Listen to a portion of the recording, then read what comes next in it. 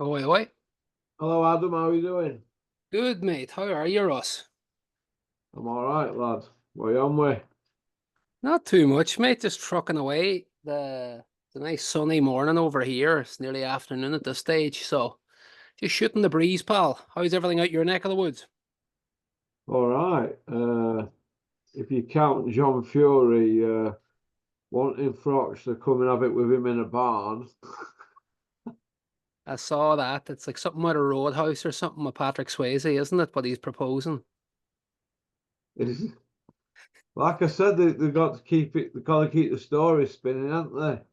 Oh, completely, pal. I mean, we talked about it maybe last week or the week before, saying he wasn't going to be off our radar for long. Sure, he loves the camera, you know. Same way Gad loves it. These lads, they need their fix, and they can't go too long without it. So there we go. You think it's damaged the big GK's legacy a bit? Uh, I would say, yeah, I would have to say yes, and that's not me being a hater. If you look at Big John when he was back on BT with, they did the round table with Bunsey and I think David Hay and stuff. There's been certain times where I thought John Fury came across quite well in his analysis and his breakdown. You know, when he wasn't roaring and shouting and slapping his chest and flipping tables. Yeah. Um, he was actually fairly decent in parts. And I know he that he said what he said on the Jake Paul presser and BT kind of axed him. Um, but this is just getting out of control now, man. Uh, even with the Ngannou fight, I remember I was kind of in and out the day of the weigh-in and face off and all the rest because I was on a work call. And I remember flashing back to have a look, and all I saw was Big John with a t-shirt off up on stage in between the two boys. And it's like what? Why is the t-shirt off? Like, what? Where are we going with this? It's absolutely scandalous. Yeah. Do you think he became too comfortable at BT and thought, and the mask kind of like slipped and he went into like John mode? Because he I lost his think job over that comment about Tommy doing it like a dog, didn't he? he did. Yeah, he did. And sure, even with KSI, I don't know if you caught it, but sure, in fairness now, KSI spat at him, which is just rotten in itself. But sure, Big John told him that how do you put this nicely? He told him he wanted to have a little one-on-one session with some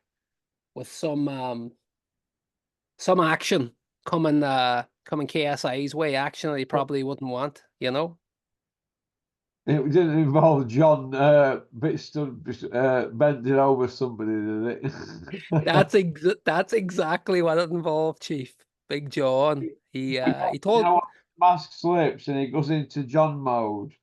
yeah, yeah, big smile on his face telling KSI he's gonna bum him, you know. So Well, come here. where he's from, it's called John mode. John Mood. Oh John my mode. God. John. He's no John Rambo anyway, definitely not. Hey, you know, anything that swims or crawls that comes near him, he kills it and eats it. I know, mate. I know. He should start instead of all this madness and all this stuff in front of the camera, he should start some sort of nature show where he shows how he hunts and how he sets traps Well, and how there's he goes. already footage, isn't there? Because MI5 have got it all. They could sell it to BBC, couldn't they, for wildlife Oh program? God, he would probably put David Attenborough to shame with his commentary. Be well gas, wouldn't it? Big John getting out his caravan in the morning, going into woods and chasing a squirrel. Oh, mate. Hey, Oh like my God. mate Frank's dog, Blue, chased a squirrel and got it in his mouth and crushed it. That's Big Oh John. man. That he chases squirrels, hedgehogs. Oh, he gets them just walking. Hedgehogs don't need to chase them. He's that fast. He's probably so hard he eats them with a Brussels in. He doesn't even pluck them out. He's very careful when he goes badger hunting, though. He's Big John because they scratch, don't they? At your eyes back. Oh, Because John likes a them bit of roast badger. them badgers are no joke, pal. Oh my God. You can't beat roast badger cooked by Big John Fury with some cabbage Medium rare. He's an aristocrat. on the hot fire. Oh, mate, it's so fucking funny. I excuse my French, but Anyway, no. Adam, did you see the boxing news interview a couple of days ago with Bombay Dave? They never mentioned about his divorce from Ebony, did they? Hmm. No, I'll be honest now, I didn't actually see it. But it's kind of unsurprising. Here's how I would think those setups happen. They're gonna go to Dave in advance when you do an interview, and he's like, "Yeah, I'll do an interview, no worries, but you can't ask me X, Y, and Z." Yeah, that's And not what goes on. yeah, for sure. So unsurprising. I mean, yeah, there's no look. I don't want food to be taken out of people's mouths. At least I don't want food to be taken out of honest people's mouths.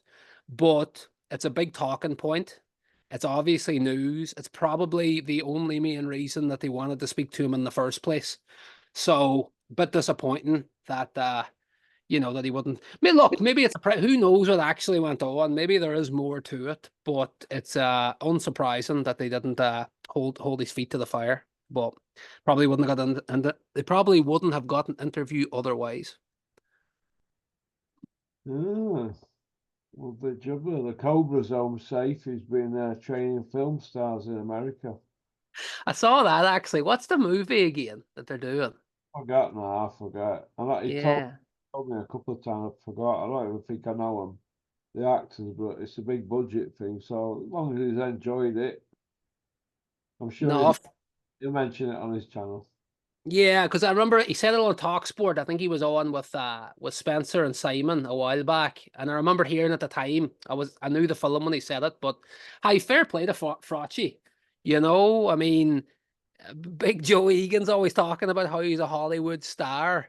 At least the Cobra's gonna be training a few Hollywood stars. So I'm delighted for him, and I would imagine that he's a very straight up guy. I would imagine that you know people will generally like him. He's a straight up dude. Obviously, he's a hard man. So I'd be interested to see more of it. Any content with the Cobra. I know we're quite biased. We're big fans, but you Well, you know, can't not, but I get loads of stick for it, right? And people go over the top in the comments and the emails. But let me just say this, right?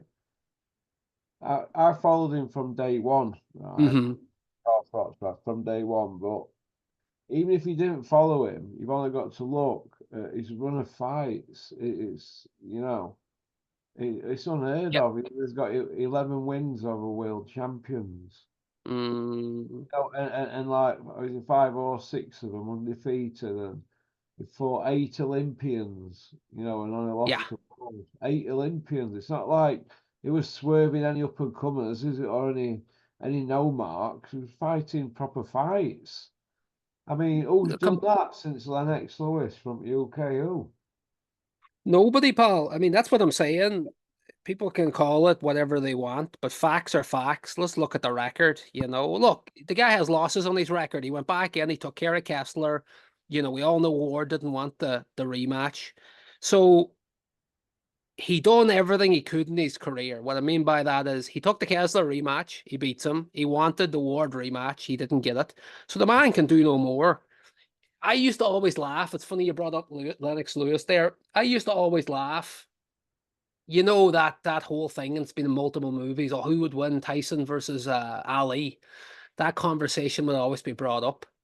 Um, like, and that conversation, there's never. I don't think Lewis. I know he does between us lads and the hardcores. I don't think Lewis gets near the The uh the credit that he respect that he deserves. Yeah, mate, that's scandalous. He easily took care of Mike. I know that fight was well past its best, but I think even I think pomp for pomp, he would have smoked him anyway. He would have maybe not smoked him, but he would have beat him. It just been a longer fight, wouldn't it? Yeah, yeah, I'd fancy him. 9 times out of 10. Look, Tyson was think what you want about him as a dude, but he was explosive in his heyday. But I've had a very, very uh I've had an opinion over here that hasn't gone down well with a lot of my mates. I've always thought Tyson was overrated. Now, to clarify what I'm saying, he changed the game. He brought, millions and millions of eyeballs to the sport. Barry's troubles with the law, some of the parts of his stories, they are inspiring. Like I get the the cult around him. Like I do understand it. But when you look at his record, I can't remember it off the top of my head, but I think he has 5 losses.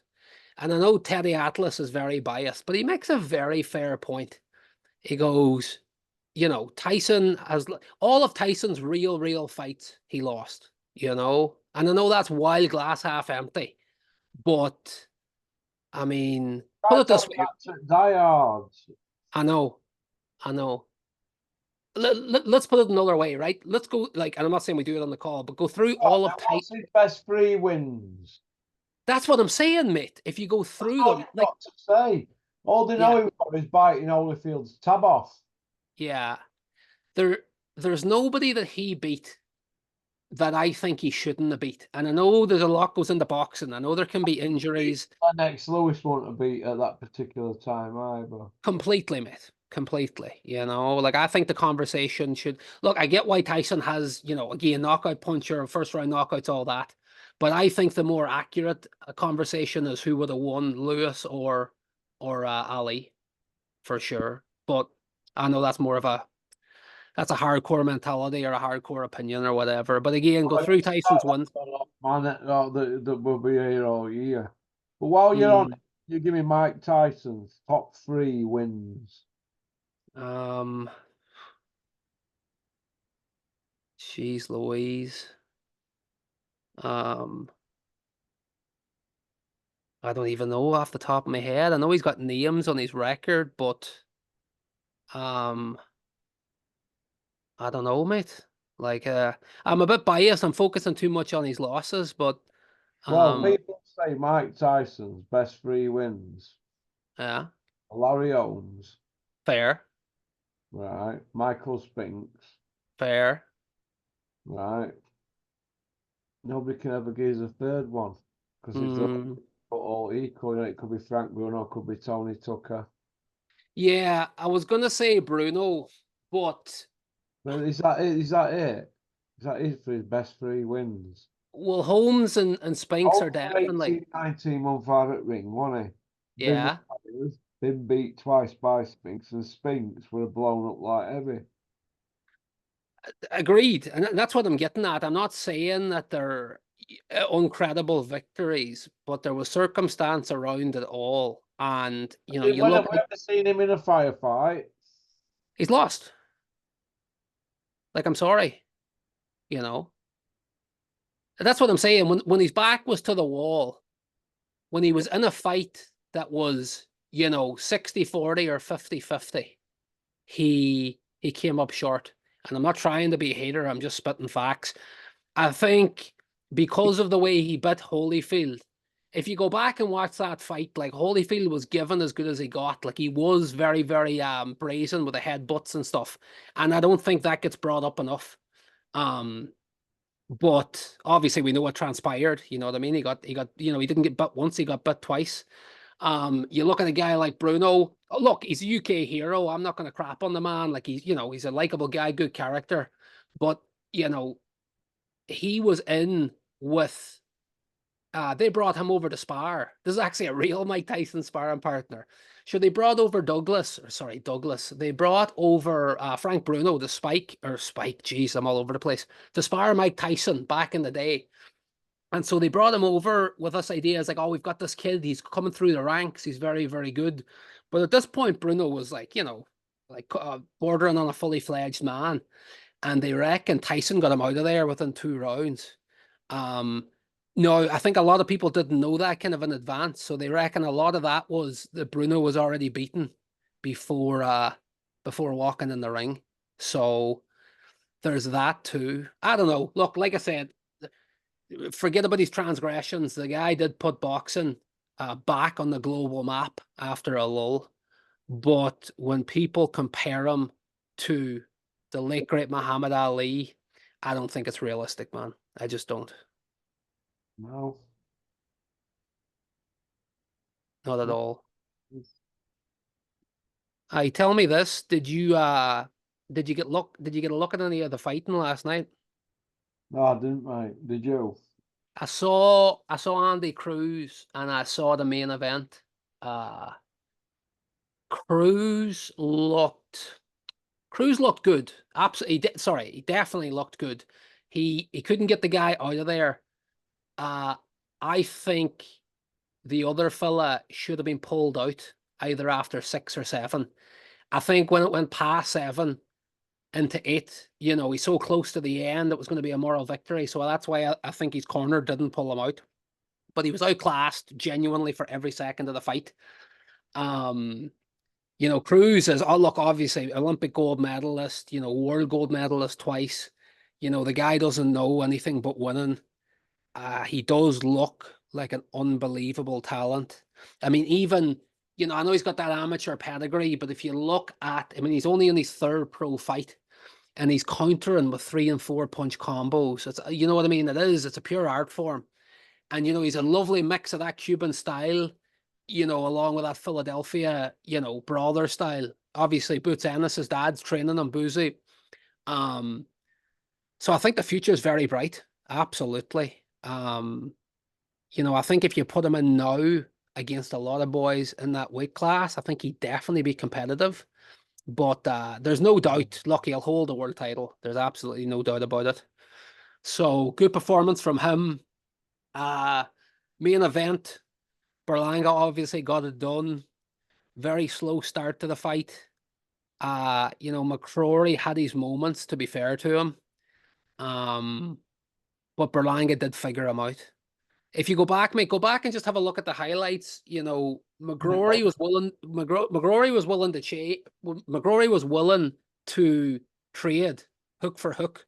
People might say it was not a mad game plan. It was risky, but when he gets stopped, he's obviously a taller guy. He goes for an uppercut on the inside, and he catches Berlanga, but the shot kind of slips off his chin and Berlanga counters him and rocked his world, and then Berlanga eventually put him out. Exciting fight, round 2 I've through headed 6. champion in Belanga now, aren't we? I take it then for Canelo. Yeah, yeah, Oh, yeah. He's saying he was. Costas, here we are, mandatories, all that knackers. Mm, I don't see it next. I mean, even when he was in the ring, Eddie, he doesn't sit on the fence much, but he was kind of saying that Canelo wants to, he was kind of, kissing Canelo's ass. He was saying Canelo wants anybody. He wants David Benavidez. He wants this guy. He wants that guy. And if I am Berlanga, I'm kind of like, what, why are you naming these other lads first? He did finish with Berlanga. He said if the call comes, Berlanga will call him on May 4th. But we want to see it. He said he thinks Berlanga will fight him before the end of the year, which we expect from Eddie. But did you hear the news on the street about PBC and Canelo? No? No, go on. So their 3-fight deal, obviously, he's obviously fought Jermell Charlo, so that's 1 down.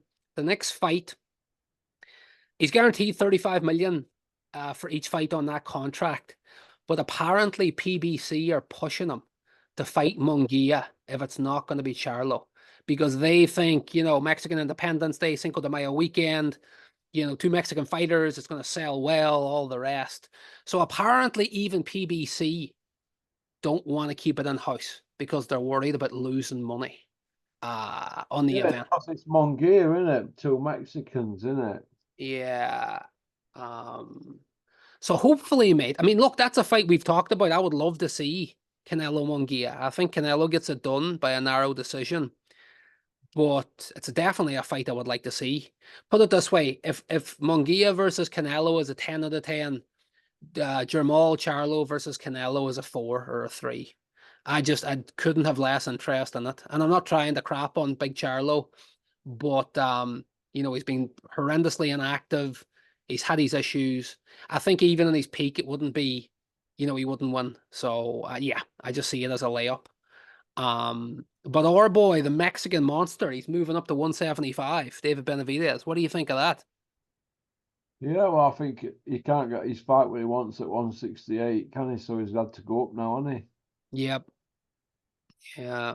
It's Um, it's disappointing. Canelo will be happy about that, won't he? I seen a brilliant meme. I'll send it. It was on Twitter now, but it was just it was very funny. It was like when Canelo realized he doesn't have to fight Benavidez, or he doesn't have to fight Benavidez. It was like Denzel Washington doing this big smile. It was very funny, but you know, it's You know what we're going to get now, don't you? We're going to get Test the Water at 175. They're going to be throwing Dan Aziz at him. Then they're going to be talking Yard versus Benavidez or Boazzi versus Benavidez, and it's yeah. going to go round and round and round. What? No, I'm with you, man. I mean, sorry, we previously spoke on here. I need to correct myself. Obviously, his nickname's a Mexican monster. I was talking about two Mexicans fighting. Technically, David Benavidez was born in Phoenix, Arizona, so he is American. Now, obviously, he's got Mexican lineage coming out of his ears. Um, I'm happy for him that he's moving on for now, at least.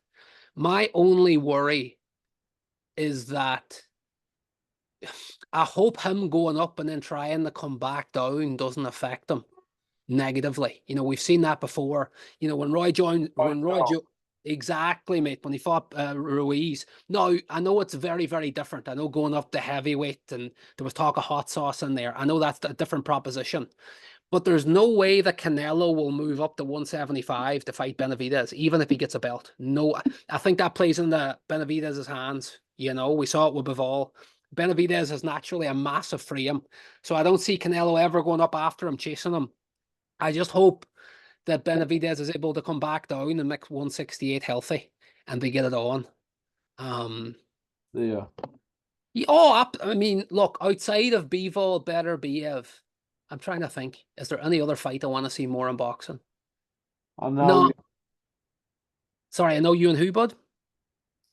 I know you, the Japanese kid. Yeah, but I'm just thinking, like fantasy matchups. I'll be honest, and just because I'm a massive fanboy of David Benavidez. That's my number one fight I want to see in boxing Beat a is beat. Beat a beat. no, him and Canelo first, man. Just because I want to put that 168 chapter to bed. Look, I think Not going to do it, are they? no, no, no. And that's what I'm saying. Look, we're getting Bevo better Biev, so obviously very, very happy about that. But outside of that one that's booked, I would love to see Canelo Benavidez, but we're not going to see it. Definitely not May, probably not September with him moving up. Um, so very disappointing, mate. Very disappointing. Here's the stat for you. Do you know that I know you? You know the Japanese guy? I know him well, bud. He's had 42 10-8 rounds on his record, I which is know. one more than he's had in 10-9 rounds. Oh, is he I a know. monster? Is he a monster or what? Oh, mate, the Japanese Grim Reaper. I loved that one when I saw it. That stat, it absolutely blew the wheels off me. That's why I had to send it to you. Imagine being undisputed in two weight divisions, lightweight divisions as well. It's not heavyweight and cruiserweight, and having more 10-8 rounds than 10-9. Jesus, he's some operator, hey. And Absolute every punch he machine. throws, if you watch, he's throwing to annihilate you. Every punch he puts everything and everything to every punch, but he does it so smoothly. Yeah. Uh, it's like he moves effortlessly. Mm.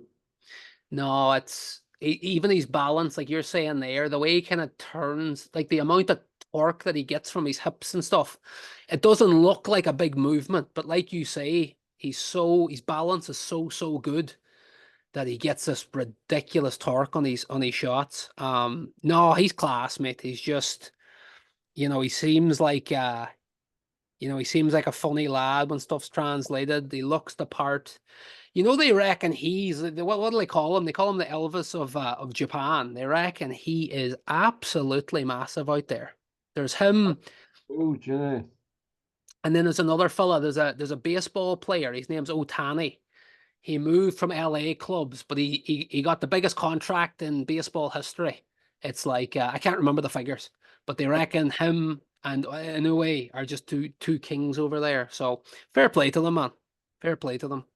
Yeah, we like Canelo, don't we? I mean, it's hard not to. Look, if you like boxing, it's hard not to like him in terms of what he does in the ring. I Oh, always find that funny that the Japanese crowds, it's a weird buzz, isn't it, man? They're like ultra respectful. knobheads, aren't they? Let's be right. They're like little knobheads. Ah, I don't know about that. I think it's more of a cultural thing. I just find it funny that, like, They you don't know, see it properly, do they? Like we do. well, it's just funny because, like, you could argue that Inoue is the most destructive man in boxing currently. And, you would swear that, it's so quiet in there. You would swear it's like a play or something, you know? But no, it's the only, I don't know, mate. We talked about this before and that, like, I think. I think there's a lot of luck involved in becoming like, one of the greatest of all times. And I know that sounds like a ridiculous statement to make. What I mean by that is obviously you have to have the skills to pay the bills. You have to have the determination. You have to have the toughness. But when I talk about luck, you have to avoid injuries and then you have to have the right dance partners. Like, if you go back to the Four Kings era, imagine let's leave Hagler in or leave any one of them in. Let's replace Roberto Duran with Andre Berto.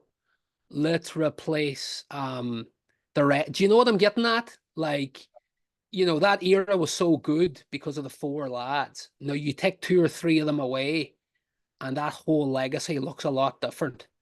I always go back to Lomachenko, but I think he was very unlucky in his timing because he cleared out 126 and 130 at a canter, but he just ran out of fights.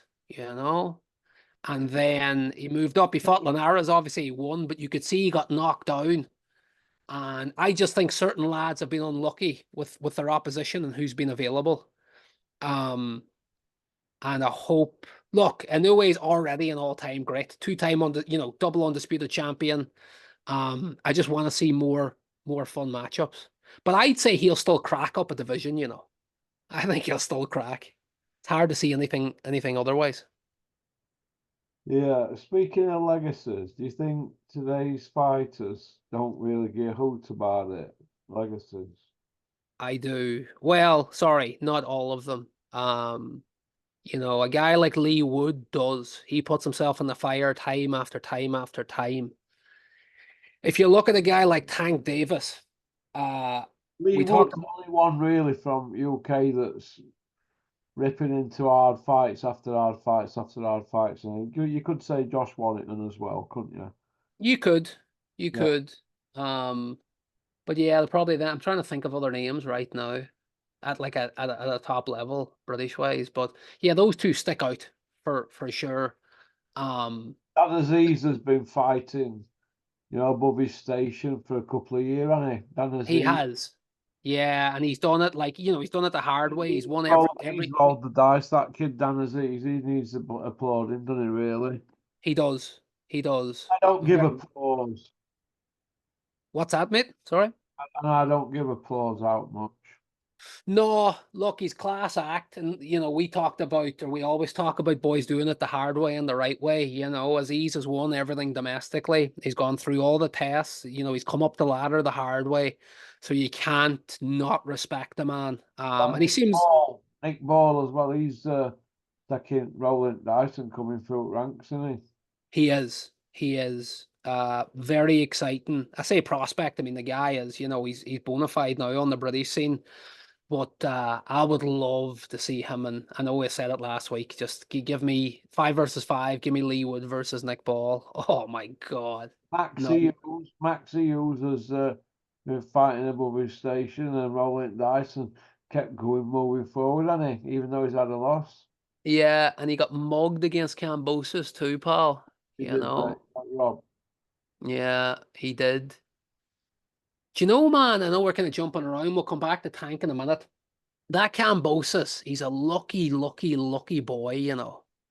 Um, Maxi Hughes got robbed. That's the worst one I've seen for a good while. A real bad one, that one. Yeah, it was stinker, man. But if you go back, I can't. I think it might have been the Huey Fury, uh, Joe Parker fight way back. I watched whatever card it was when Kambosos fought Lee Selby. I had Lee Selby winning that fight like 8-4. I had him winning almost at a canter, and Andy Lee was on comms, and I think we had the exact same scorecard, and they gave Kambosos a unanimous decision. If you have time, man, go back and watch it. That's what I'm saying. Like, you know, I just think he's been a lucky boy. Like that Australian market, I know you have Tim Zoo coming through now, and I know that obviously there was Jeff Horn beat Pac-Man and stuff, but the Aussies love a good tear up. And I think that's been a market that boxing for whatever reason, they haven't had the personnel, but they haven't made the most of it. And that's why I think Kambosos has got bailed out a few times. Look, the man definitely has heart. I respect him massively. When he beat Lopez, he wanted Lomachenko for undisputed right away. So I do respect the fact that he has been willing to take on all comers, but he has been a very, very lucky boy. I think he got bailed out against Selby. I think I think he definitely got bailed out against Maxie Hughes. And there's another one in there as well. What was it? I can't think, but um he's done well for himself, obviously. But yeah, I'm just Ebony Bridges has had gifts, hasn't she? hmm yeah, she definitely has. Do you know what I mean? Um Yeah, again, Paul, it's a market. There's a lot of money in it, Obviously we have Jay, the hitman coming through, Jay Opatia. So, that'll definitely be some life back into the market. But We've got Sky Nichols. that's true. Well, I mean, I don't know, mate. Look, Eddie, she won the fight. Eddie handing belts out like confetti. Yeah, look, she got to all the rest, but with this phenomenon of email champions, I think it falls into that one for sure. She seems like a great young woman, good character. I like the way she handles herself, but I don't see her as a bona fide world champion. I know she's got the belt, but there was a few favors done in my opinion. But whatever. Look, she is where she is. What's But that happening? kind of Oh, sorry. sorry, no, go ahead. What's happening with that Katie Taylor thing over in your homeland? Katie Taylor, Chantal Cameron trilogy at Croke Park. No, Croker's out, man. Croker's out. Um, I'll be amazed if that happens in Croke Park. Um, I think realistically, it's probably going to go back into the three arena, man. I mean, Hearn's been very open about security costs for Croke Park. I mean, here's the thing that he can't say when he's talking about female boxing, and I'm not being, look, I'm a Katie Taylor fan. I know Clarissa Shield calls herself the GOAT, but I think Katie Taylor has done more for female boxing, in my opinion. I might be biased, but she's definitely a pioneer of that sport. Um, there isn't as much money in that fight as people are making out, and I'm not being a hater, but Eddie as a promoter can't say this when he's explaining um, why Croke Park can't happen. Because that would be crapping on his champion, which look, I don't want him to do. I don't think there's as much money in it as people are making out, and that's why I don't see it happen at Croker.